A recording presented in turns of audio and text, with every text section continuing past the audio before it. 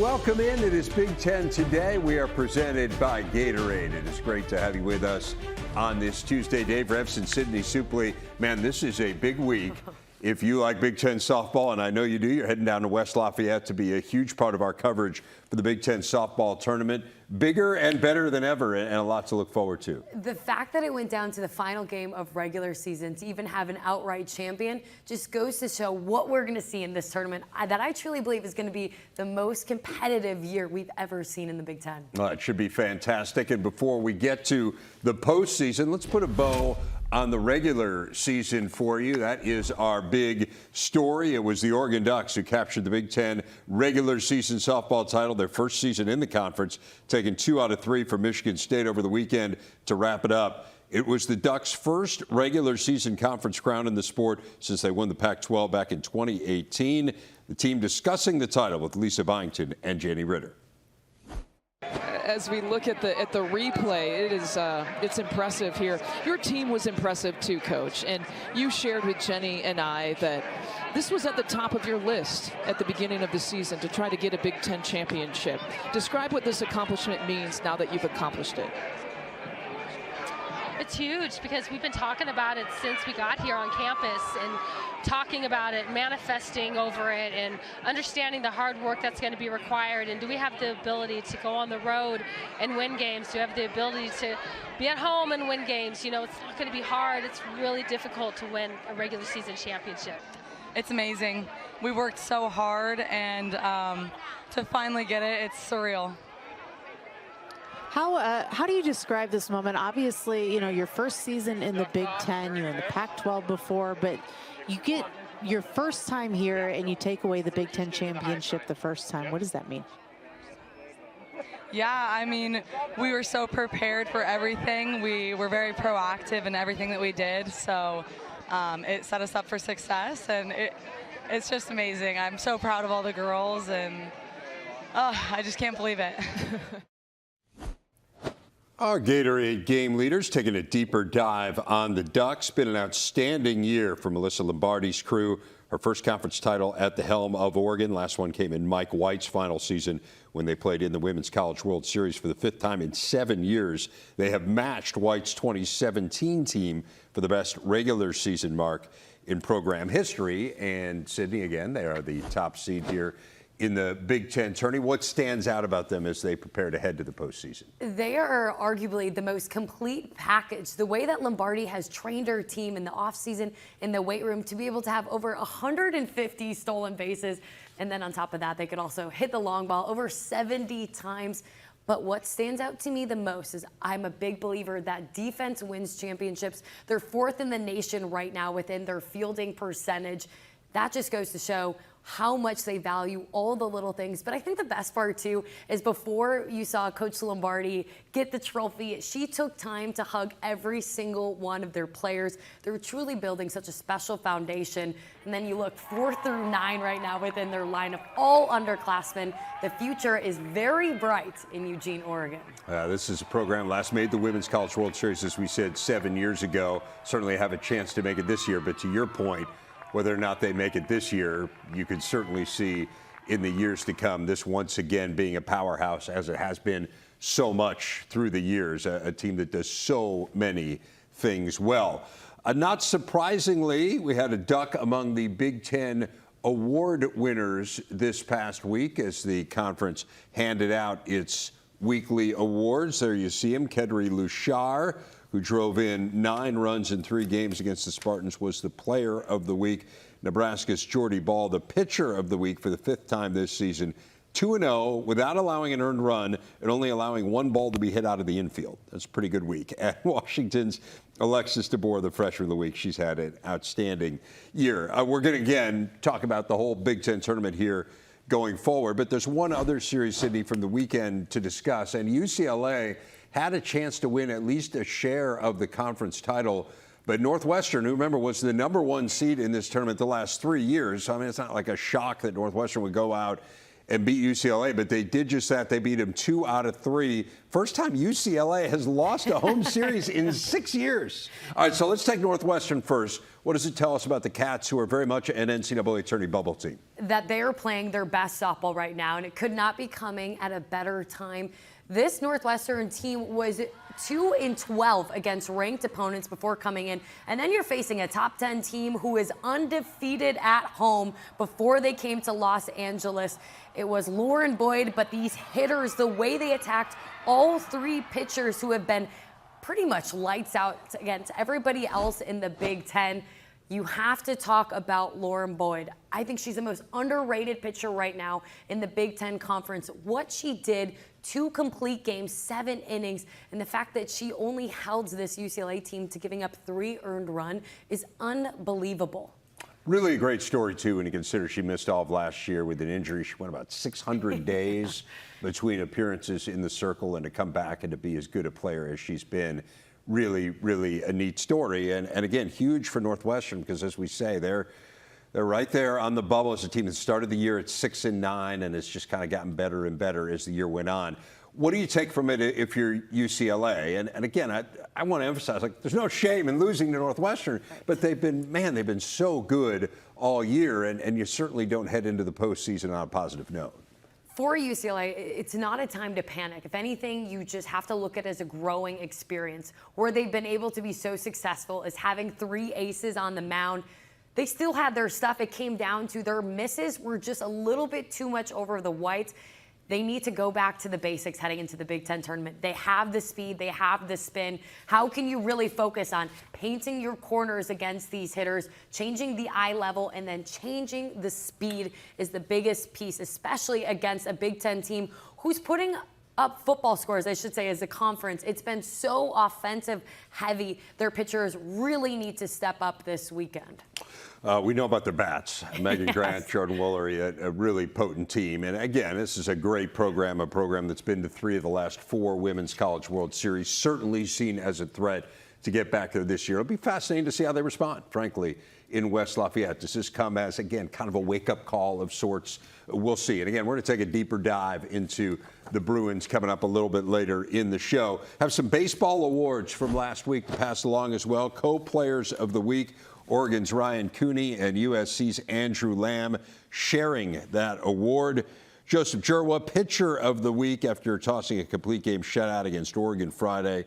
3rd time that he has won that award this year. And Indiana first baseman Jake Handley, the Freshman of the Week, belted 3 home runs for the Hoosiers. The Nebraska women's volleyball team took its show on the road for its final spring match, as has been a tradition in the John Cook era, squaring off with South Dakota State in tiny Ord, Nebraska. Population just over 2,000 in the central part of the state. Huskers winning in a sweep. Cook, of course, is retired as Nebraska's coach, but he's still keeping an eye on the Huskers, opening up the previous weekend to our Big Ten Network cameras. All right, we're going to fly into Ord, Nebraska, which is where the spring volleyball match will be next week. We're going to drive over to the Pitzer Ranch, where they're getting ready for a big horse sale tomorrow. But today is the preview, and you can go and watch all the horses. There's over 280 horses in the sale. It's a happening, and the Pitzer Ranch is a great place if you love horses.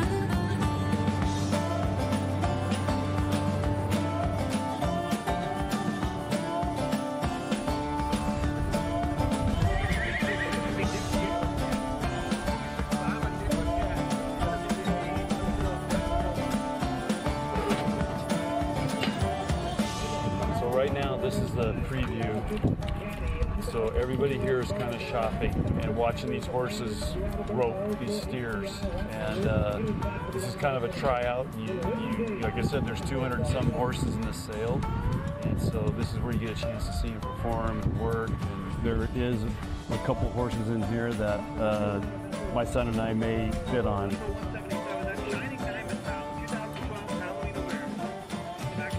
Is this a mare? Yeah, I think you roped on. Yeah, I roped on her. Yeah, she's a little busy, nervous. These steers are perfect though. Yeah. This is the one my son really liked this horse. Yeah, So that's my color. See, that's okay. B1G. That's the cowboy color, John. Okay, so here we're watching the horses. You know, they're getting tons of reps here, so we can see the good, the bad, and you know what they're doing. But you know, the best horses know where to go and where to put the roper in position so they can make a great throw. And that's what separates the good horses from the great horses. But some of those horses get so worked up, as soon as that thing opens up, they hear the clang, and the steer goes, they just want to take off. So you got to practice when to go and when we're not going. And we do that a lot in training. So these horses have a number on them. They're in the deal. Some of these horses, they may have taken them out, but this is where they keep the studs here. A lot of the studs stay in here that they keep track of. So this is the main barn for the Pitzer Ranch here. So this is the indoor barn here, and this is where they'll have the auction up there. They'll bring the horses in, and everybody they'll have chairs and everything set up in here, and this is where they do a lot of the roping in the winter. Because they can rope in here all year round in the indoor. Hey Sherry. Yes, sir. Did you say hi to Big Ten Network? They want to get on the horse sale tomorrow. Oh, okay. Can you help him out? Yes, sure. But he really wants to go to the wagon wheel with you tonight. Oh, really? So are you up for that? Sure. So. Just so everybody knows, the lot number 179's at the round pen, just a 2-year-old son. Okay, it's been a great day out here at the Pitzer Ranch. This place is a magical place. Got to see some great cowboys. And now I'm excited to get back and teach the football boys what real cowboying is. All right, boys, you ready? You got a nap in? Of course. All right. We got the rope, we got the hat, and the cookies. We're good.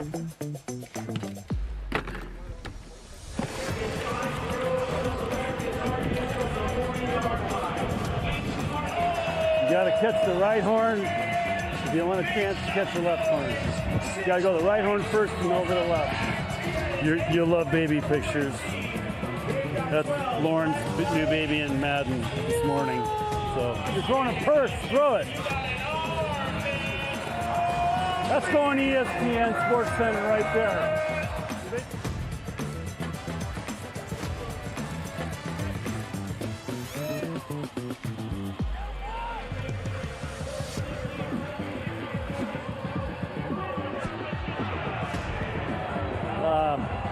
They're throwing like old ladies. How are you doing? Hey, nice job. You just made ESPN.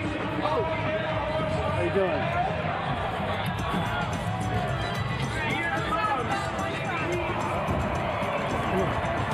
Come on, John.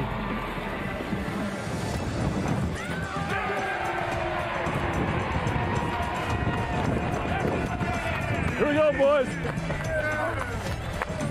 Here we go. Hey, how about Coach Cook over here? He called you the California Cowboy. California Cowboy. Here we go, buddy. He's my guy. We're okay. I could tell they were working really hard at it, but they got to throw the rope. They were throwing purses today. You guys in the band? You got the band tonight. Wow. Band and cheerleaders. Big time. I didn't realize how much traffic there is getting to these games.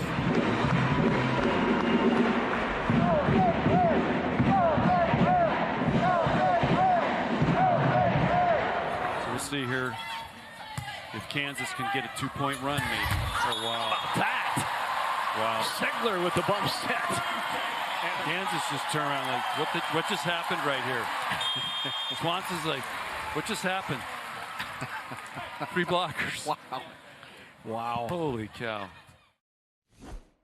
Great stuff there with John Cook. Nebraska softball in the spotlight this week, too. They are the 3 seed in the conference tourney, which again starts tomorrow in West Lafayette. We got 4 games tomorrow, starting at 11 Eastern, Penn State and Iowa, followed by Indiana, Washington, Wisconsin, Michigan, then Northwestern against the host Boilers. Again, all games throughout the week and weekend here on the Big Ten Network. So, Sydney, let's break some of these games down. Let's start with Iowa and Penn State. Man, Iowa's turned into a really good turnaround story here. I mean, this is a program that has a nice history, but finishing last place in the Big Ten a year ago. And down the stretch, they've been one of the hottest teams in the league. So how do you see this matchup with the Nittany Lions? Well, to your point in Iowa, they met after last season and they said, okay, we have to be so much better. And the way that that group went to work immediately is centered around Jalen Adams and what she has done on the mound for them, bringing this program to another level. She's now second in the nation with 25 wins.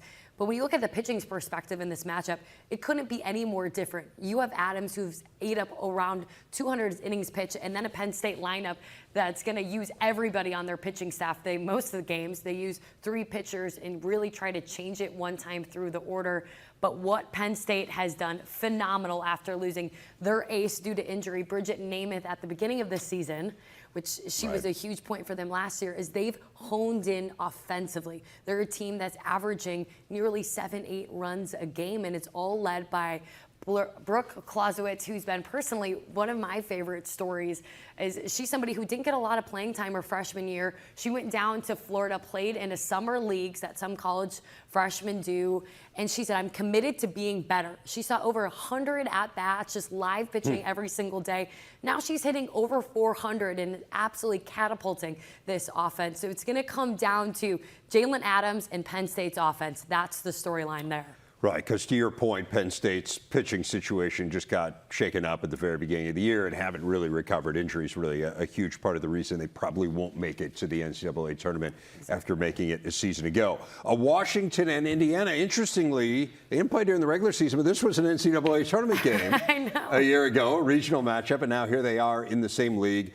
Washington feels like an NCAA tourney team. Indiana, though, I know you think is very much on the bubble. So give us a sense of this matchup and how they square off against one another. Indiana has to be the best 10 seed in the country. That's what I believe. The fact that they are leading the nation right now in batting average, and they're about 500 in conference, they're scoring, it's like 8.6 runs a game. It's absolutely unreal. And it really starts with Taylor Minnick, the senior in her last year. She's hitting over 500, leading the conference. She has set the program records in doubles, RBIs, and then you have her counterpart in Brianna Copeland, who is also holding the home run record. These are program players who will go down in history for Indiana.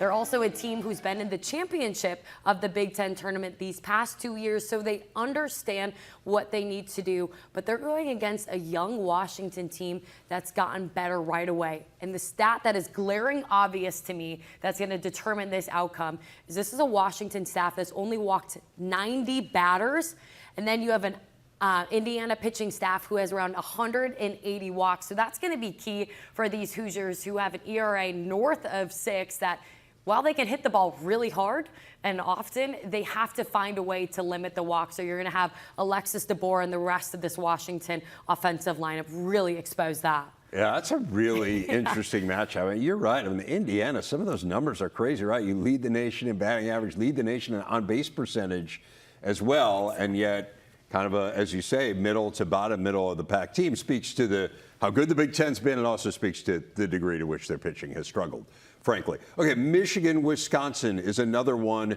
involving a bubble team, it feels like, in Michigan. Really need to get a win here against the Badgers, 8-9 matchup. Give us the lowdown here. Well, this is also a matchup that we have already seen this season where Michigan took 2 against Wisconsin. However, that was early March, and since then, this Wisconsin team has gotten a lot better. They've won 3 Big Ten series. They swept one against a talented Iowa team. As we just mentioned, for Michigan, when they're giving up runs, it's late in the game, and they tend to go Durkowski the entire way or Hain the other way. What I would love to see them do is to find a way to split this game between the two of them. You have Durkowski, who comes in with the off speed, the drop ball, but then bring in Hain, who's going to change the eye level with that rise ball you just saw there. That's going to be key to go against a Wisconsin team who has found their bats. And what Hillary Blomberg has done, the home state player for them, knocking 12 home runs, she's going to be the player they circle that can't beat them. She got such a nice start last year and has picked up right where she left off. Again, this is a series you mentioned. Michigan won the 2 meetings this year. They've won the last 12 against the Badgers, so they have really had their way. And when you think about the Big Ten tournament, again, things are going to change in this new world order of the Big Ten, but no team has dominated the Big Ten tournament historically in the way that Michigan has 11 titles. Next best is Minnesota with 5, so pretty significant gap there. We mentioned the team that had dominated the Big Ten the last 3 years before this season was Northwestern. They're taking on the host team, Purdue, who has been really good at home this year. You talked about Northwestern, got to win this game if you're going to make it to the NCAA tournament. Break down the matchup with the Boilers. The Northwestern has to keep their bats rolling, and they've been really hot lately, but it's going to come down to the 2 pitchers that lead Purdue. You have Maddie Ellis, who's going to come in with an off-speed all day. But then they bring in Julia Gossett, who throws very hard in a rise ball. Those are 2 of the hardest looks to go back and forth between. So this is a Northwestern team that when they make the pitching change, they have to adjust very quickly. They were able to do that against UCLA. They went from 57 RPI to 44. They are in serious contention for making the NCAA tournament. However, they have to secure this win to be able to do that. And again, the Boilers 13-4 at home this year. So that's a tough draw. You get the 5 seed against the 12, and that 12 seed is the home team and a team that has played really well on its home field. Again, all 4 of those games tomorrow here on the Big Ten Network. Sydney will be there covering it for us. We'll get more from her still to come on the show, but we are going to change gears, and we'll be joined by national champ next. Kameron Nelson capping off his Ohio State career in style. He's here to talk us through his NCAA vault title. Keep it here on the Big Ten Network. Gymnastics. Remember, Michigan won the team title a couple weeks back in Ann Arbor, but Ohio State had an individual national champ for the first time in 6 years. Kameron Nelson, 5th-year senior, capping off his fantastic career by winning the NCAA vault title, the first Buckeye to win that event in 18 years. He also finished 3rd on the floor, and Kameron Nelson joins us now for our big interview. Kameron, appreciate you taking the time to join us. We were talking down the line just before this interview that you were traveling internationally in Japan, so you had a chance to relax a little bit and bask in the glow a bit. How does it feel now a couple weeks later as you think about being an NCAA champ? Yeah, it really feels unreal now, especially being back. I know I've left my legacy and I'm not going to be forgotten now, which was kind of the whole reason of coming to Ohio State for me. So it's definitely unreal, but also something that I kind of always looked forward to doing. So never doubted that I could do something like that. Yeah. This is really kind of a storybook ending for you, Cam. I mean, you came back for a 5th year.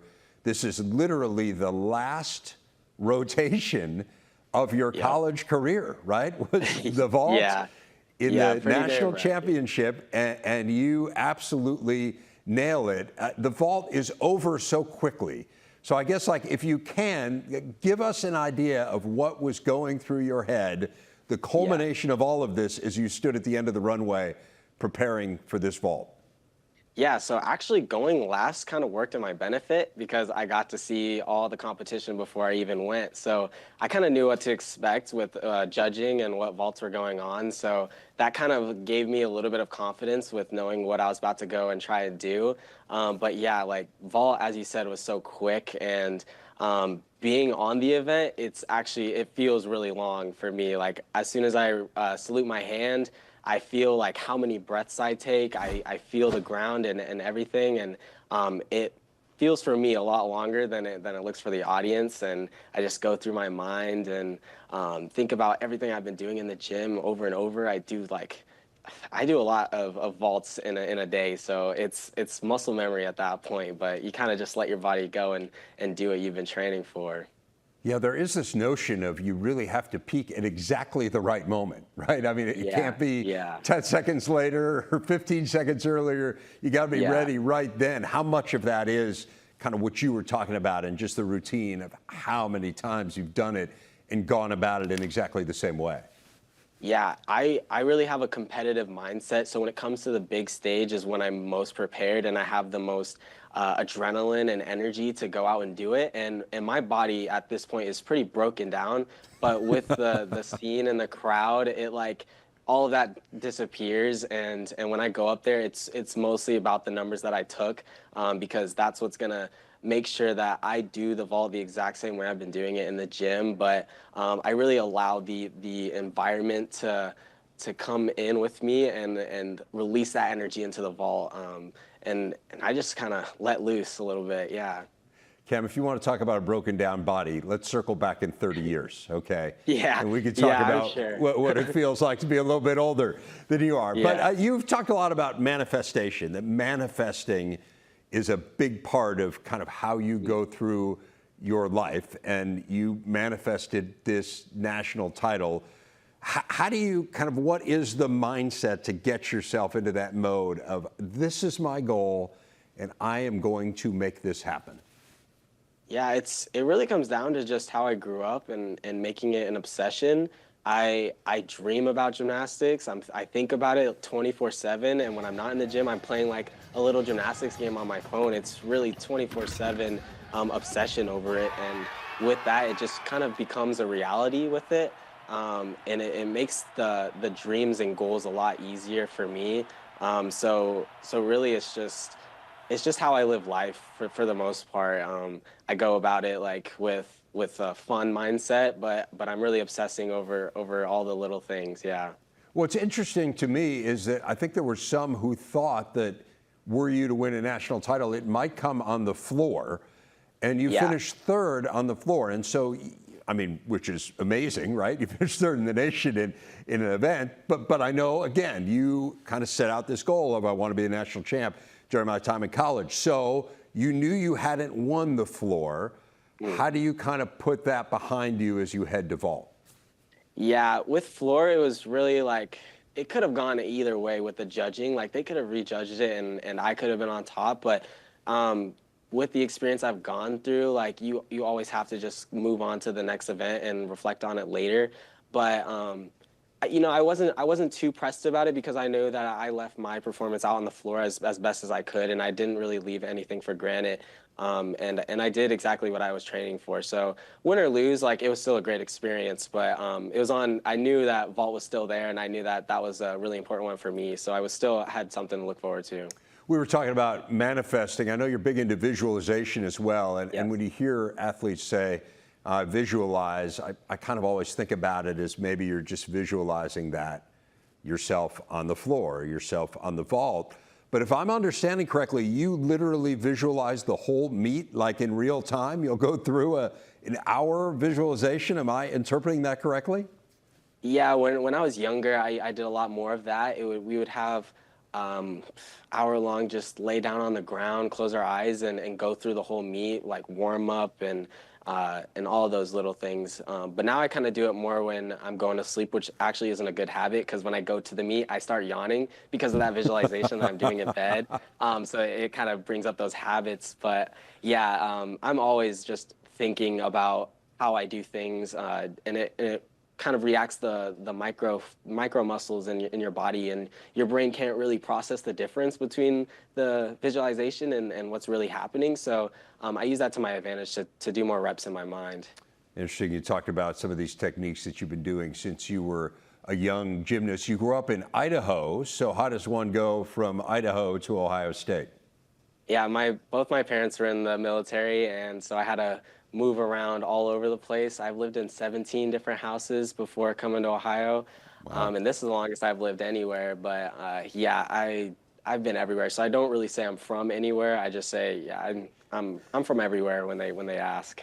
You got injured your senior year of high school, and so you had committed to Ohio State, and you had said at that time that you weren't as into gymnastics as you had been earlier. How did you recapture the love for it, which obviously you have recaptured given the degree to which you obsess over it, between that time of that senior year injury and heading to Columbus? Yeah, with moving and everything, that really puts a lot on my mental state. So, that time of life we had COVID, going into COVID, and then injury, moving away, and just like little stuff like that kind of put me away from gymnastics and changed the way I thought about it. But coming back into college where I had more me time, more time to just reflect on what I wanted personally and not just what everyone else was putting me into. Whatever environment I was around is what it was. So it was more of a my own identity thing coming into college, and I regained that love with gymnastics, what I always had. It just needed that time to spark it again and really get back in tune with things. But yeah, the COVID thing was huge for that. Just kind of needed to get back on rhythm. Fair to say you were not alone in that experience. Yeah. A lot of people went through similar mindset issues during COVID, no doubt. Okay, so now you've graduated from college, you're a national champ, you just spent some time in Japan. What's next? Yeah, next is going to USA's for gymnastics. I'm going to try to make another national team. And then I'm going to see if I can train for another 3 years to train for Olympics in 28. That's a huge goal of mine, and every gymnast is always has that goal to go to the Olympics. So that's next for me. I'm going to stay in Ohio for this next few months to coach some camps. I know some kids are looking forward to seeing me coach camps for them. So I'm going to stay here for the summer, and then I'm going down to Florida to continue my elite gymnastics career and really push for the next goal. Well, tremendous. Congratulations on achieving this goal, Cam. It's a lofty goal, and you nailed it. So Cam Nelson, a national champ, and kind enough to join us here on Big Ten Today. Enjoy. Thanks, Cam. Thanks so much. We're going to go back to quite a story. It's been amazing to have her in the Big Ten this year, and ball is certainly the headliner, Sydney, but as we take a look at the top 4 seeds, there's a lot more to Nebraska than just Jordy Ball. It's really just a 1 through, I'm going to say 14 from their amount of pinch hitters. But the line that she says that I love so much is she feels like she's just playing sandlot type of softball.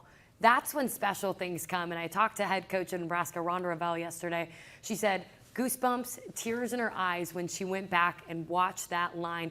That's what it's all about. This is a team that has stepped up behind Jordy Ball, leading the way right now in the Big Ten. ERA, strikeouts, and on top of that, then they have the hitters to back it up. But they're just so connected within each other and their chemistry. And that's when special things really bloom. Hoping to get to a Women's College World Series for the first time in a dozen years. We talked about UCLA a little bit earlier, but give people the lowdown on the Bruins. Megan Grant is a name that you must know coming into the Big Ten tournament. She has 23 home runs, multiple of those being grand slams. She was walked a ton last weekend. That was Northwestern's game plan.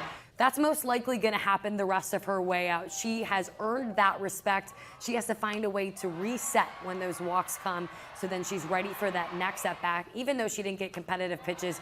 But between her and Jordan Woolery, that 3-4 matchup, oh, that is a pitcher's nightmare.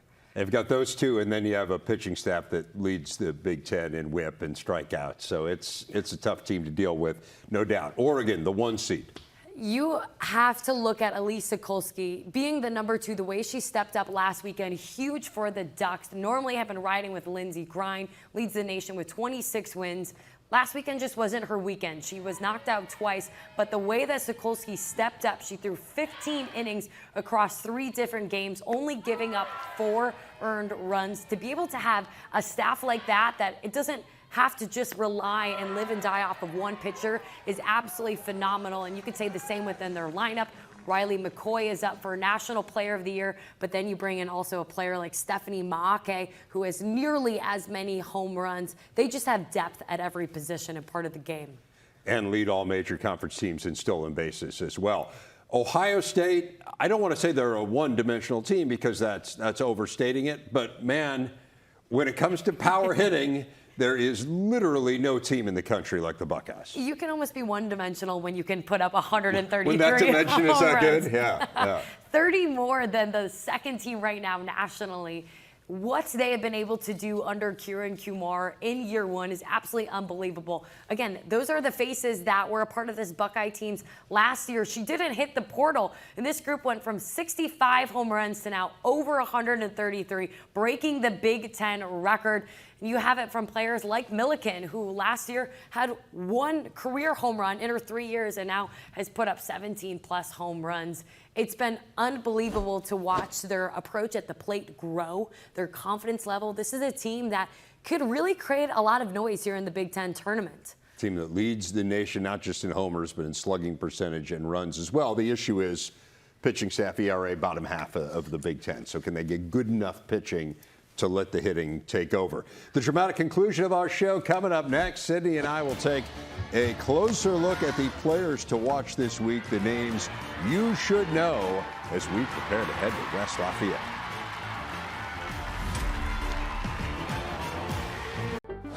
Wrapping things up here with Sydney Supley as we prepare for the Big Ten tournament in softball. Want to get some players to watch, and I know you want to start with a couple pitchers. Starting with Lauren Boyd, it wasn't only her performance this last weekend, but it's what she's done all year for the Wildcats. When she's on the mound, there's just a different belief behind the defense. It's her ability to use her screwball and her drop ball, some of the toughest pitches to hit right now within the conference against the toughest batters is when she always levels up. Not to mention, she's also somebody who could play the infield if she wasn't pitching. They haven't been doing so based off of injury last season, but that's the type of matchup that she's able to field her position with huge range. And then the other one I have to talk about is Jalen Adams, what she has done for the Hawkeyes. As we mentioned earlier, 25 wins. What's really interesting about her and Boyd is they're not big strikeout pitchers. However, their effectiveness in being able to develop quality outs and weak contact. She does that by working both sides of the plate at such a dominant level and being able to saw off even some of the biggest bats right now in her conference. She's somebody on the mound. They have seen upsets against top 10 wins, and we could see them this weekend as well. Yeah, I mentioned those 25 wins, second most in the Big Ten. Also, as we saw, leading the conference in complete games. She has really been something. So those are two pitchers you're watching. How about position players? We've been giving a lot of love to Jordy Ball, which is well-deserved, but Ava Kuzak and what she has done for the lineup for Nebraska, it has to be recognized. She's somebody who started off as the leadoff hitter for them. Since then, they dropped down to 6, 5, and now she's found her home at the 3 spot. She leads the team in home runs. She was also a 2-time All-American, might I mention, for Wisconsin. But coming to Nebraska, she's giving a huge campaign why she should be 3-time. When she steps in the box, it feels like she is just in an RBI situation every time, which is right where this team belongs. We've been giving a lot of love to the home run hitters. I want to talk about Kai Lushar. Her speed on the base pass is absolutely unmatched. 50-plus stolen bases. She starts the lineup because she's so effective being able to use slap for power even per se. She's somebody who's over a 400 average. And what's really neat about her is she gets on base and then allows her sister Kedri Lushar to drive her in with the speed. And lastly, Alexis DeBoer, the freshman campaign she is putting at Washington, is going to go down in history as one of the best freshmen to ever wear the purple uniform. She has 20-plus home runs. She was an incredibly high recruit coming in and has earned every single right as being the best player on their offense. What's really neat about her is she not only has home run power, but she also hits for average, which goes to show when she hits the ball out of the park, it's because it's been a line drive, and those are some of the most deadly hitters to face. And for those who don't know the story, she is the daughter of Kalen DeBoer, the former Washington football coach. He went to Alabama. She stayed committed to Washington, and Huskies fans are sure glad she did. In fact, she hit her first career homer against Alabama. And she got to do it in front of him last weekend, which is the best week part. As well, against Penn State. So great stuff. Enjoy your time in West Lafayette. Can't wait for the coverage. Looking forward to it. Always one of the most fun weeks of the year. Softball tournament coming your way tomorrow.